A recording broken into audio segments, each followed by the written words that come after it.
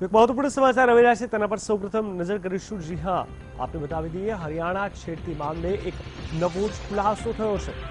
ઘટના સ્થળના CCTV footage ગાયબ કરી દેવામાં આવ્યા। સેક્ટર 7 અને 26ના સીસીટીવી ફૂટેજ જે હતા એ તમામ સીસીટીવી ફૂટેજ ગાયબ કરી દેવામાં આવ્યા છે। આરોપીને બચાવવાનો ચંદીગઢ પોલીસ પર આરોપ લગાવવામાં આવ્યો છે। સેક્ટર 7 થી 26 સુધી નેતાના દીકરાએ જે પીછો કર્યો હતો, આ સમગ્ર ઘટનાને લઈને ક્યાંક ને ક્યાંક કહી શકાય કે જે સીસીટીવી ફૂટેજ હતા તે ગાયબ કરી દેવામાં આવ્યા છે। હરિયાણા છેડતી મામલે એક નવો જ ખુલાસો સામે આવ્યો છે, જેમાં ઘટના સ્થળના સીસીટીવી ફૂટેજ ગાયબ કરી દેવાની વાત સામે આવી છે। તમામની વચ્ચે આજે નવો ખુલાસો થયો છે, ચોંકાવનારો છે। આરોપીને બચાવવાનો ચંદીગઢ પોલીસ પર આરોપ મૂકવામાં આવ્યો છે। સેક્ટર 7 થી 26 સુધીના નેતાના દીકરાએ જે પીછો કર્યો હતો, એક્ઝેક્ટલી એ જગ્યાના સમગ્ર ઘટનાના સીસીટીવી ફૂટેજ ગાયબ કરી દેવાની વાત સામે આવી છે।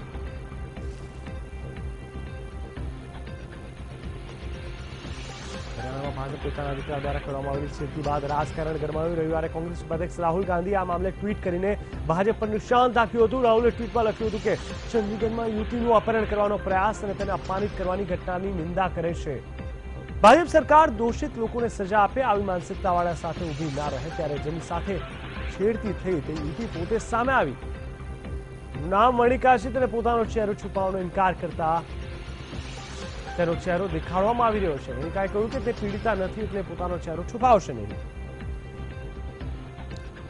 ખૂબ જ ગંભીર ઘટના અહીંયા સામે આવી છે।